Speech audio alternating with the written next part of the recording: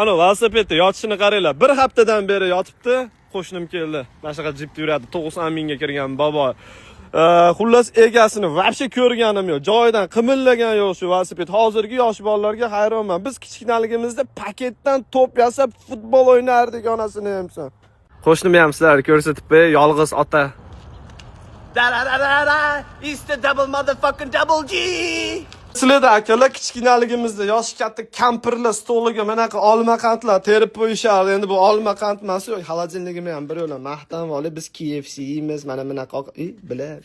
Xullas amerikanskiy olma qand akalar, bu ko'rinishidan olma qand emas, shokolad qandmi yo bo'q qandmi bilmayman, suvimiz ham tugab qoldi akalar.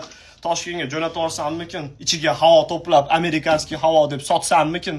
Sotilyapti tak Toshkentda havo jalab. Kimlardir sota olarmikin shunaqa havoni? Qanaqa bir dalboyoblikda oliy ma'lumotli darajasi tushunmadim. Sotib olsa ham qanaqa qilib nafas oladi? Bundaga teshigini to'g'rilab.